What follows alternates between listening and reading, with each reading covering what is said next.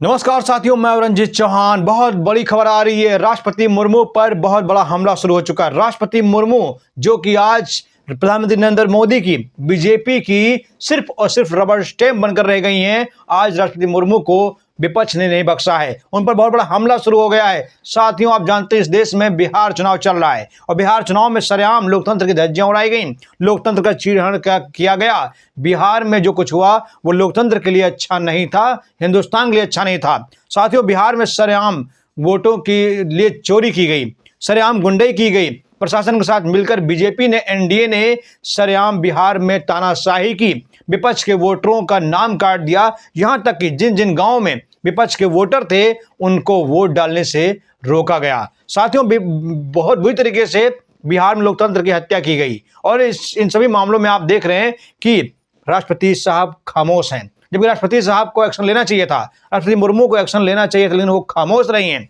SIR के मामले में भी राष्ट्रपति साहब की सहमति है। आप जानते हैं कि एसआईआर सिर्फ और सिर्फ वोट चोरी को छिपाने का सबसे बड़ा तरीका है। वोट चोरी जो इस समय देश में चल रही है, किसी भी राज्य में हो या किसी अपने देश में हो, इसको छिपाने के लिए एसआईआर किया जा रहा है। एसआईआर के जरिए वोटों की चोरी की जा रही है, वोटरों के नाम काटे जा रहे हैं, नए वोटर जोड़े जा रहे हैं। 35-35 लाख वोटरों को जोड़ा गया है, जिनके जरिए एनडीए सरकार बनाने की कोशिश कर रही है। साथियों, इसी को लेकर एक बहुत बड़ी खबर आ रही है, जिसको लेकर कहा जा रहा है कि ज्ञानेश कुमार की कुर्सी भी जा सकती है। ज्ञानेश कुमार जो कि मुख्य चुनाव आयुक्त थे, उनकी कुर्सी जा सकती है, क्योंकि ज्ञानेश कुमार ने जो कुछ किया वो आजाद भारत में कभी किसी ने नहीं किया है। ज्ञानेश कुमार, आप जानते हैं कि अमित शाह के, नरेंद्र मोदी के सबसे बड़े चमचे हैं और वही करेंगे जो अमित शाह कहेंगे, वही करेंगे जो नरेंद्र मोदी कहेंगे, वही होगा जो नरेंद्र मोदी पीएमओ चाहेगा।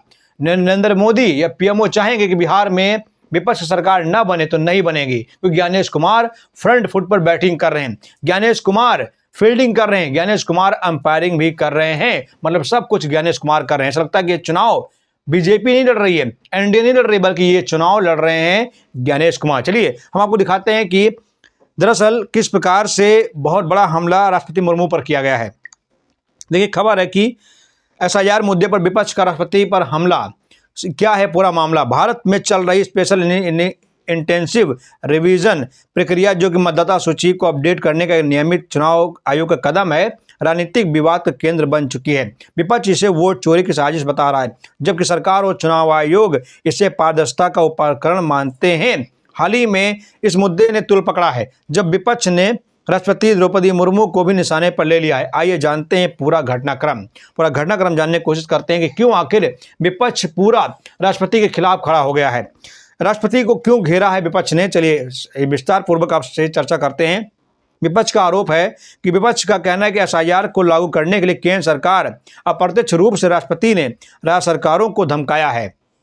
खासकर विपक्षी शासित राज्यों जैसे पश्चिम बंगाल, केरल, तमिलनाडु में वे दावा कर रहे हैं कि राष्ट्रपति के नाम पर राज्यपालों के जरिए दबाव बनाया जा रहा है, जो कि संवैधानिक पद का दुरुपयोग है। चलिए उदाहरण के तौर पर आपको बताते हैं कि पश्चिम बंगाल में टीएमसी ने कहा कि एसआईआर राष्ट्रपति शासन की आड़ में चुनावी साजिश है। मध्य प्रदेश में कांग्रेस नेता उमंग सिंघार ने एसआईआर में शिक्षकों की ड्यूटी लगाने पर सवाल उठाए। इसे राष्ट्रपति की सलाह पर केंद्र का दखल बताया।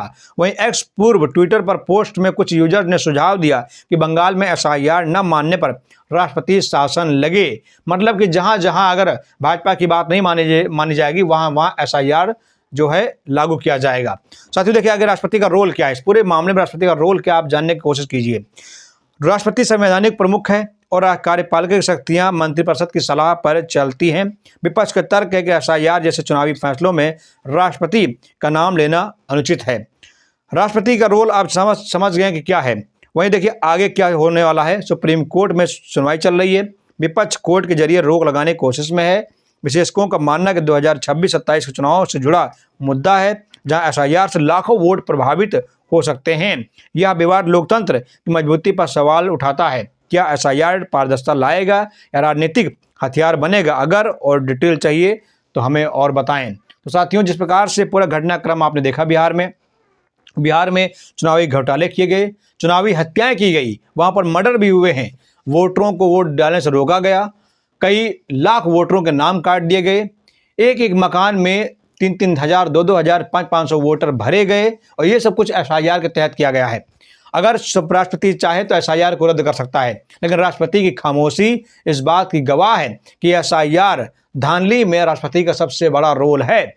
और ये जो कानून एसआईआर लाया गया है, ये एसआईआर बिना राष्ट्रपति के मुहर के नहीं लगाया गया है, क्योंकि देश में कोई भी कानून बनता है तो राष्ट्रपति की सहमति बहुत जरूरी होती है। राष्ट्रपति सहमति देगा तभी वो कानून लागू देश में होगा। एसआईआर मामले में भी राष्ट्रपति की मंजूरी ली गई और राष्ट्रपति ने मंजूरी दी, और राष्ट्रपति की मंजूरी के बाद से ही चुनाव आयोग लगातार चुनाव में घोटालेबाजी कर रहा है, चुनाव में हेराफेरी कर रहा है। राष्ट्रपति जी की खामोशी इस बात की गवाह है कि देश में जो लोकतंत्र की हत्या की जा रही है उसमें राष्ट्रपति का सबसे बड़ा रोल है। और राष्ट्रपति अगर ऐसे काम करता रहेगा तो ये देश की विडंबना है कि देश में आज सुप्रीम कोर्ट है, सीआईडी है, सीबीआई है, ईडी है, इनकम टैक्स है, यहाँ तक कि जो है चुनाव आयोग है, लेकिन सब मिलकर भी नरेंद्र मोदी की तानाशाही को रोक नहीं पा रहे हैं। मोदी जी जैसा चाहते हैं वैसा देश में हो रहा है। अमित शाह जी जैसा चाहते हैं वैसा देश में हो रहा है। अमित शाह जी चाहते हैं कि देश में कहीं भी विपक्ष की सरकार ना बने, जहाँ जहाँ सरकार बनी हो वहाँ बिगड़ जाए, और इसमें चुनाव आयोग पूरी मदद भी कर रहा है। ये चुनाव बिहार में जो हो रहा है, इससे पहले जो हरियाणा में हुआ, इससे पहले मध्य प्रदेश में जो चुनाव हुआ, दिल्ली में जो चुनाव हुआ, आप सभी ने देखा कि हर चुनाव में जमकर धांधली की गई। राहुल गांधी ने जो हाइड्रोजन बम फोड़ा है उसमें साफ साफ आप देख सकते हैं कि एक महिला जो कि ब्राज़ील की है, ब्राज़ील की एक महिला 25-26 बार इस देश में वोट डालती है। सोचिए, जो महिला देश के नागरिक है ही नहीं, वो महिला देश में 26 बार वोट डालती है, मतलब हरियाणा के चुनाव में 26 बार वोट डालती है। और उसका नाम भी कहीं पर रीमा, कहीं पर सीमा, कहीं पर अंजलि, कहीं पर कुछ और नाम होता है, मतलब अलग अलग उसके नाम अलग होते हैं और अलग अलग उसकी उम्र भी होती है। तो ये चुनाव आयोग क्या पागल थोड़ी है, चुनाव आयोग अंधा नहीं है। चुनाव आयोग सब कुछ जानता है और सब कुछ जो है समझता है। जानबूझकर ऐसे फर्जी वोटरों को वो भरता है ताकि विपक्ष की सरकार को डुबाया जा सके और मोदी की सरकार को बनाया जा सके। साथियों, मेरा सिर्फ कहने का तात्पर्य इतना है कि एसआईआर को तुरंत रोका जाए। जो भी प्रक्रिया एसआईआर को रोकने के लिए लागू हो उसे रोका जाए। हालांकि चुनाव आयोग कहता है कि एसआईआर के जरिए हम अवैध घुसपैठियों को देश से भगाएंगे, लेकिन हमें बताइए कि बिहार में कितने घुसपैठिए देश से बाहर गए हैं। बिहार में एसआईआर पूरा हो गया, चुनाव भी खात्मा होने वाला है, बस एक क्षण बाकी है, लेकिन आप बताइए कि एक भी घुसपैठिया चुनाव आयोग ने बिहार से बाहर किया हो, एक भी घुसपैठिया बाहर किया हो। कानून उसके हाथ में है, लेकिन फिर भी एक भी घुसपैठिया देश से बाहर नहीं कर सका। मतलब साफ है, घुसपैठियों के जरिए वो विपक्ष के वोटरों को काट रहा है, विपक्ष के वोटरों का नामो निशान मिटा रहा है और एनडीए की सरकार बनाने में वो पूरी मदद कर रहा है। दोस्तों, आप लोग से मेरा निवेदन, चैनल पर नए चैनल सब्सक्राइब करिए। जय हिंद, जय भारत।